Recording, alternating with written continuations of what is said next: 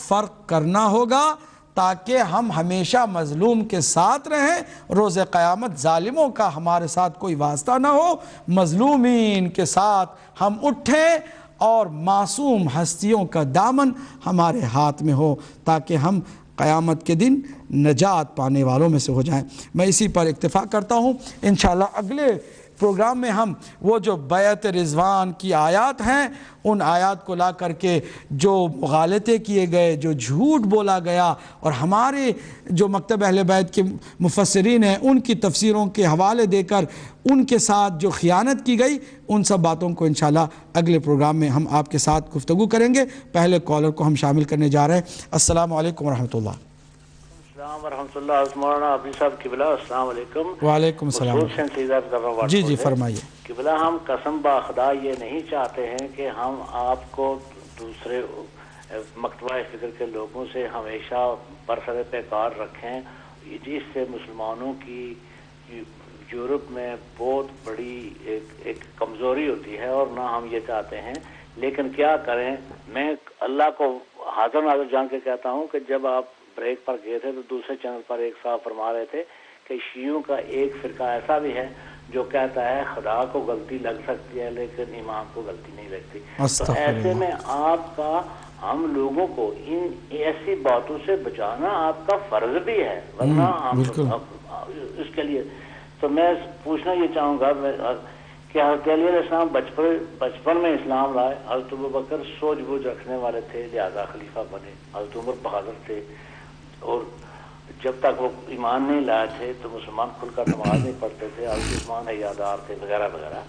تو کیا کسی کی بھی اتباع کی جائے تو فلاح پا جائیں گے؟ اگر یہ دعویٰ صحیح ہے تو حضرت علیہ السلام کیوں موزوں نہ تھے خلافت کے لیے؟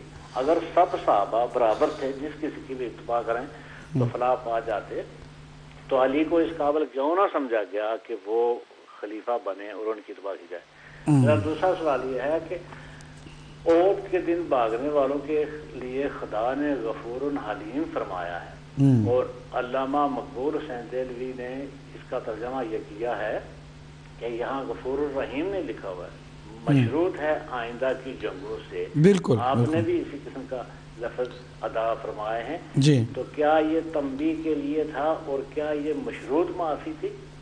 بہت ٹھیک ہے، بالکل بہت عمدہ سوالات کیے ہیں۔ ہم انشاءاللہ ان سوالوں میں سے چند کا ضرور ذکر کریں گے۔ جہاں تک یہ الزام تراشیاں ہیں، اب ان کو جان لینا چاہیے کہ وہ وقت تمام ہوا۔ خدا را تہمتیں لگا کر مزید اپنی آخرت تو خراب کر ہی رہے ہیں، دنیا کو بھی تاریک نہ کر لیں اپنی، کیونکہ اب دنیا بہت آگے نکل گئی ہے۔ ہمارے جتنے بھی اہل سنت کے بھائی ہیں، ہماری جتنے بھی بہنیں ہیں، میڈیا سے ان کا سروکار ہوتا ہی ہے، روزانہ کچھ گھنٹے ضرور وہ ٹی وی پر گزارتے ہیں۔ اب وہ وقت نہیں ہے، خالی ٹی وی بھی نہیں ہے بلکہ انٹرنیٹ ہے، انٹرنیٹ کے علاوہ اور بھی بہت سارے ایسے ذرائع ابلاغ ہیں کہ اب وہ جو بیٹھ کر کوئی جھوٹی بات گڑھ کے تشیع پر تھوپنا چاہتا ہے وہ ہوش کے ناخن لے لے کہ وہ وقت گزر گیا۔ ایک وقت تھا کہ ایک طرف ٹریفک تھی، میڈیا بھی ان کے ہاتھ میں، سب کچھ ان کے ہاتھ میں، اور ہماری طرف سے کوئی بات نہ سنی جاتی تھی، نہ کوئی کوشش کرتا تھا کہ ہم تک پہنچ کر کے ہماری کتابوں کو اٹھا کے پڑھے۔ نہیں، ان کے مدرسوں میں بھی کوئی ہماری کتاب، آج الحمدللہ ہدایت ٹی وی کا طفیل اور ہدایت ٹی وی کا یہ بہت زبردست کردار رہا ہے کہ جس کی وجہ سے آج ہم دیگر چینلوں میں بھی اہل بیت اطہار کے مکتب کی کتابیں جو ہے وہ دیکھ رہے ہیں کہ وہ کھول رہے ہیں، بہرحال چاہے کسی بھی عنوان سے کھول رہے ہوں، لیکن بہرحال اب ان کو بھی پڑھنا پڑ رہا ہے۔ اور اس کے علاوہ ہمارے دیگر جو ہمارے اہل سنت کے بھائی اور ہمارے بہنیں ہیں وہ کبھی جھوٹی باتوں کے چکر میں آنے والے نہیں ہیں، اس لیے کہ اب دونوں طرف سے انہیں باتیں مل جاتی ہیں، اور جو سچ ہوتا ہے اس میں بڑا دم ہوتا ہے، اور جو جھوٹ ہوتا ہے وہ تو جھوٹ ہی ہوتا ہے اور ہمیشہ جھوٹے کا منہ کالا ہوتا ہے۔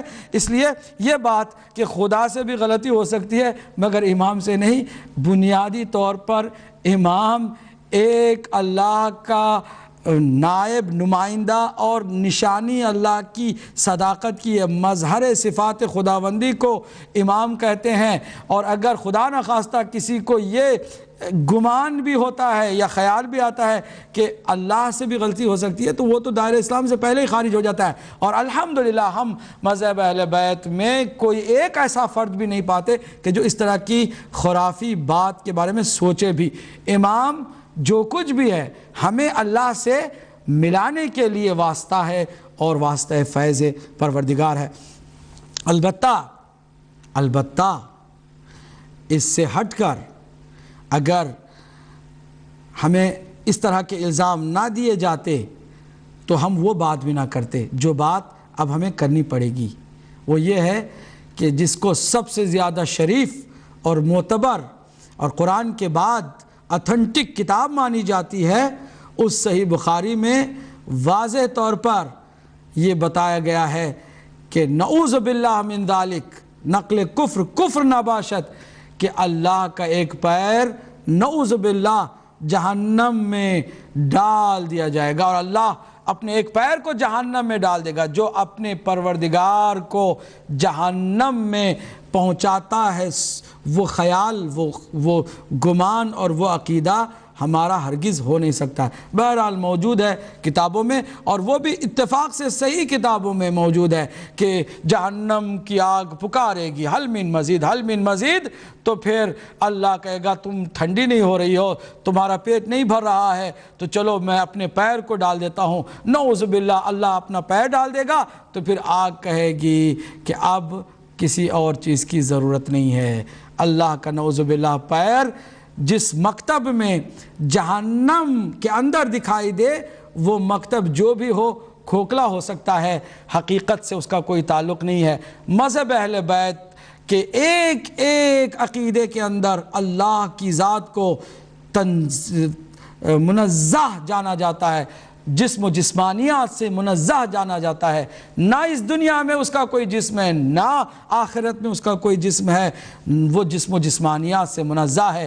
ہم اپنے رکوع میں بھی کہتے ہیں سبحان اللہ، سبحان ربی العظیم و بحمدہ۔ ہم سجدے میں بھی کہتے ہیں سبحان ربی الاعلی و بحمدہ۔ وہ پاک و منزہ ہے جسم و جسمانیات سے، ہر عیب سے، ہر نقص سے، ہر طرح کی مادیت سے۔ اللہ سبحانہ وتعالیٰ کی معرفت کو ہم نے اللہ کے نبی سے حاصل کیا ہے، اور اللہ کے نبی کے بعد ہم نے معصوم اماموں سے حاصل کیا ہے۔ لہٰذا وہ خیال کسی دشمن کا ہے کہ جو اللہ سبحانہ وتعالیٰ کی شان میں ایسی کوئی بے ادبی کرے اور گستاخی کرے۔ اب ہم دوسرے سوال کی طرف جانے سے پہلے ہمارے دوسرے کالر کو بھی شامل کرنے جا رہے ہیں۔ السلام علیکم ورحمۃ اللہ۔ جی ذاکر حسین صاحب۔ وعلیکم السلام۔ جی فرمائیے جناب، فرمائیے، بسم اللہ۔ یہ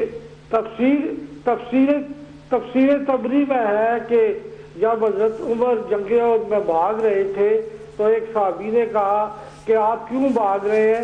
تو انہوں نے کہا کہ جب رسول پاک کی دنیا میں نہیں رہے تو اب جنگ کرنے کا کیا فائدہ۔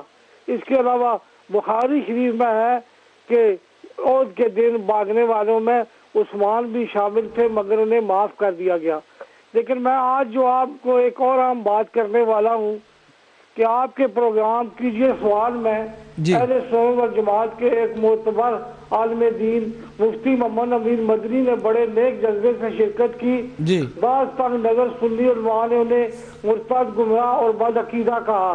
میں آج ایسی گفتگو کروں گا جس کے بعد کوئی سنی عالم دین شیعوں سے ملنے والے کسی سنی کو ان غلط القاب سے نوازنے کی جرات نہیں کر سکے گا۔ اہل سنت کے نامور محقق علامہ ابن عبد البر اپنی کتاب الاستیاب میں لکھتے ہیں کہ امام ابو حنیفہ اپنے ہم بسر شیعہ محدث سلیمان بن مہران قاضی کوفی اور معروف بآمش کی عیادت کو جاتے تھے۔ اہل سنت کے سب سے بڑے محدث محمد بن اسماعیل بخاری بھی شیعہ محدثین سے ملتے تھے اور ان کے پاس بیٹھتے تھے۔ اس کا ثبوت یہ ہے کہ ان کے متعدد شیوخ الحدیث شیعہ تھے۔ یاد رہے کہ شیخ الحدیث وہ ہوتا ہے جس سے بلا واسطہ یعنی مل کر براست حدیثیں دی جاتی ہے. جس سے شک ہو وہ اہل سنت کی جرح و تعدیل کی کتابیں پڑھ لے. مزید برآں ابن ماجہ، ترمذی، ابو داؤد، نسائی، امام احمد بن